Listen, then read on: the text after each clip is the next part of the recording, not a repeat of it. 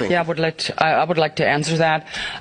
You are indeed right. COVID was just, like I said yesterday, a test balloon, and the lessons they learned from this, namely how did they fail and where did they fail to get the people to just do what they were told to, comply, and they will take this to the next level. So we're talking, of course, about digital ID. It's in preparation. We're already talking about this. The Parliament circumvented itself pretty much by taking with a large majority a vote to not even involve Parliament. It goes directly behind closed doors to negotiate the digital ID. The next thing we will be seeing is, of course, CBCD, the digital state currency. That will be the ultimate blow to depriving us of all of our freedom and privacy. And and of course these 15-minute ghettos that I already talked about yesterday. These are the next steps, and once again, I want to make it clear, we're not talking about some future projects 40, 50 years down the line. We are talking about as in right now that they're working on. And once again, we need the people on our side on this to fight this, to raise awareness, and to let their government, especially the national governments, know they will not deal with that and they will not accept this. That's what we need the people for. Thank you. For the vision is yet for an appointed time, but at the end it shall speak and not lie. Though it tarry, wait for it, because it will surely come. It will not tarry. Habakkuk 2 and 3. Call halal Yahweh Bashem Yahushai Bashem Rakakwadash. Double honors unto the apostles and elders of Great Millstone who do rule well. Shalom to you of us who are hopeful. Shalom to the elect. Pursuant to Habakkuk 2 and 3, how do we know we are at the end? This scripture tells you, for the vision is yet for an appointed time, but at the end it shall speak. We know we are at the end because of the prophecies coming to pass. The prophecies coming to pass signifies the times we are in. Amos, the 8th chapter, with the famine of the word. Bill C-11 in Canada being the example. Revelation 13 and 16 throughout with the MOTB, the RFID micro CHI to the P, the mark of the beast. The CV-19 scamdemic being the precursor exercise with the CBDC mandate to follow, as alluded to by the German politician Christine Anderson in the opening clip. We know ultimately your liberty, which includes buying and selling, as in terms of your financial freedom anyway, the freedom to do what you want with your hard-earned money, will depend on if you can be identified biometrically, ergo the mandatory implementation of the mark, the subdermal, meaning under the skin, link to a global digital system contained in a radio frequency device. And then there's the 15-minute ghettos, also alluded to by Ms. Anderson. Second Esdras, the 15th chapter is the precept. You know what, let's go there.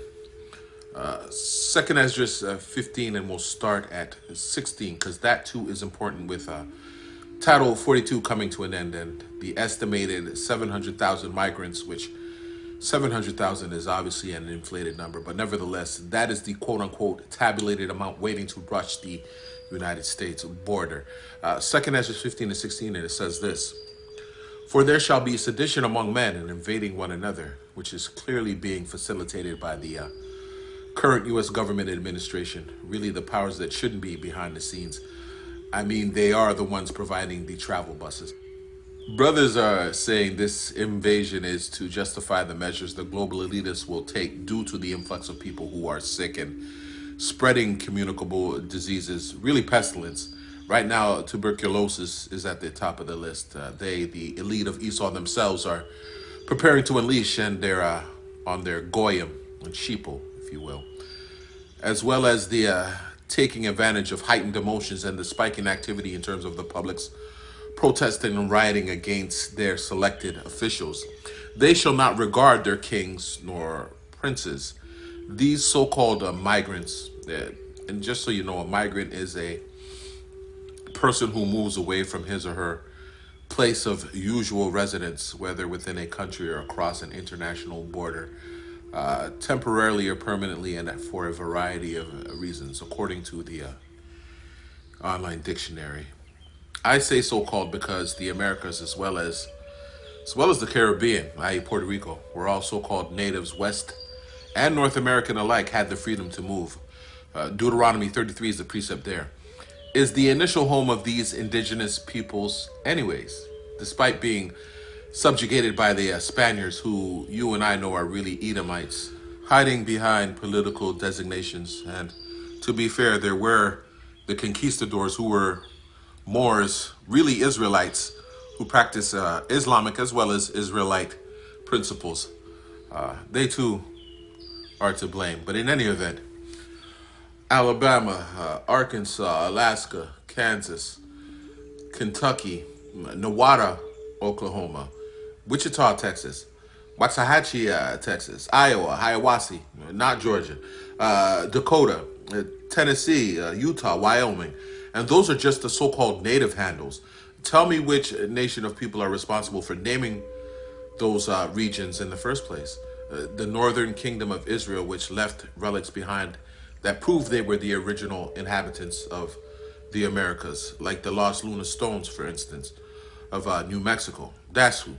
In any event, these so-called migrants could care less what legislation is in place. They're lined up and are making their return. And the course of their actions, i.e. traveling for days in droves through hellish conditions to line up and wait at these borders, shall stand in their power. Verse 17, which speaks to the 15-minute ghettos that the Fed is in the course of setting up now. A man shall desire to go into a city and shall not be able, which will be justified again due to the influx of people, the disease being spread, and the threat of national security. Not sure if this has already been said, but what stood out to me is that these so-called migrants, who we know are Israelites, are escaping these conditions only to be gathered to face their judgment. Really, this is not of Esau. The power to do so is coming by way of the Heavenly Father. Let's go to Ezekiel 20 and 35. And it says this, "And I will bring you into the wilderness of the people, and there will I plead with you face to face." Now this speaks to South America, America being the new Egypt. The same people that went through hell and back to get into Babylon will be the same owners of feet beating to get the hell out of it when it's finally facing its destruction. When you consider the effects of the nuclear fallout, you realize the wilderness is pointing towards the south. Like as I pleaded with your fathers in the wilderness of the land of Egypt, so will I plead with you, saith the Lord power, Yahweh. Now, the word plead in the Hebrew, you may recognize it from Joel, the 3rd chapter, which is Shaphat. Going to the Strong's Bible Concordance, it means to judge, that is, pronounce sentence for or against. By implication, to vindicate or punish, by extension to govern, passively to litigate, literally or figuratively, avenge, that condemn, contend, defend, execute judgment, be a judge, needs, plead, reason, rule. Ezekiel 20 and 37, "And I will cause you to pass under the rod," rod meaning the rod of affliction, speaking to us being chastised even right now, like you diligent brothers suffering from ailments. Really, we are being tried and tested to show our character. Sirach 4 and 28 says, "Strive for the truth unto death, and Yahweh shall fight for thee." This should be your train of thought and frame of mind when hard times show up and offenses come. "And I will bring you into the bond of the covenant," meaning the threats and the promises of the covenant. Ultimately, if you do what is according to Yahweh's will, you will receive rest and salvation. "And I will purge out from among you the rebels and them that transgress against me. I will bring them forth out of the country where they sojourn, and they shall not enter into the land of Israel. And ye shall know that I am the Lord Yahweh." Ezekiel 21 and 1 is a great go-to here. Really 1 through 7, but we'll grab the first 4 in the consideration of time. And it says this, "And the word of Yahweh came unto me, saying, Son of man, set thy face toward Jerusalem, and drop thy word toward the holy places, and prophesy against the land of Israel. And say to the land of Israel, Thus saith Yahweh, Behold, I am against thee, and will draw forth my sword out of his sheath, and will cut off from thee the righteous and the wicked." Ergo, Israel as a nation will be punished, further proving judgment will fall on the whole house, despite the fact that there are those in Israel, properly Yasharah, that are righteous. Every single one of us will go through Jacob's trouble, facing adversity. The only difference being the hopeful elect will be delivered out of it. Our hell, and I pray I am of that number, might not be as severe because we all got to be tried in the fire. For the 2/3, their punishment is eternal fire, not burning forever, which makes no goddamn sense. Cooked or overcooked, you're still done. Eternal fire is death by the lasers from the chariots or the nuclear missiles. Ezekiel 21:4. Seeing then that I will cut off from thee the righteous and the wicked, therefore shall my sword go forth out of his sheath against all flesh from the south to the north. Speaking to the righteous and the wicked alike being cut off, meaning all of Israel must be tried, tested, and punished. Those of us that repented are the righteous, but then there's those of us that have been called back into remembrance who may still put on the fringes, offer themselves as living sacrifices on the highways and hedges, out there prophesying and preaching, but are still counted as wicked because even though they profess truth and righteousness, their ways and their actions go off script and are to the contrary. Staying in the book of Ezekiel to bring this thing home, let's go to Ezekiel chapter 12. Ezekiel 12 and 25.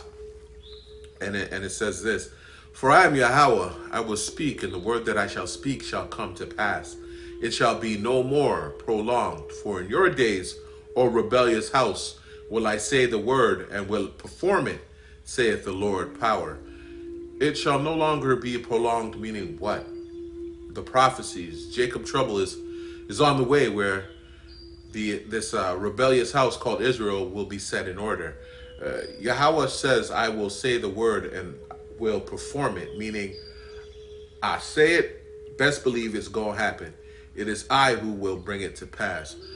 Esau is just the instrument pursuant to Psalms, the 17th chapter. Esau Edom, the so-called white man, white supremacy and his white establishment being the sword and the means to an end according to Yahweh's will, as well as Proverbs 16:4, which is another great precept. Yahweh hath made all things for himself, yea, even the wicked for the day of evil. Let's close with this. A short lesson, simple and straight to the point. I did not intend for this to be long. Just some thoughts in the ending of the day. Let's go to Isaiah 46, and we'll start at 8. And it says this: Remember this, and shew yourselves men, bring it again to mind, O ye transgressors. Remember this, and shew yourselves men, bring it again to mind. Bring what to mind? The knowledge of this truth that once made us great men. We were gods at one time because we had the knowledge, the wisdom, and the understanding of our power, Yahweh, and this truth. We followed direction from on high because we had order. But throughout time, be it through our disobedience and captivity, we lost that. Yet due to this truth resurfacing, double honors unto the elders, starting with Elder Abba Bivens, and the scriptures being brought out and broken down. We are regaining our manhood. O ye transgressors, speaking to the Israelites who transgressed against the law, statutes, and the commandments. Transgress, transhuman, transgender. How's that for a judgment of you 2/3ers? Isaiah 46:9. Remember the former things of old, for I am Yahweh, and there is none else. I am God, and there is none like me. The former things speaking to the prophecies that have already come to pass, the different rulerships and empires that came and went, the many occurrences throughout history that have taken place, declaring the end from the beginning, and from ancient times the things that are not yet done, saying, my counsel shall stand, and I will do all my pleasure. Declaring the end, speaking to the prophets of the early days who prophesied of the very things taking place in these end times.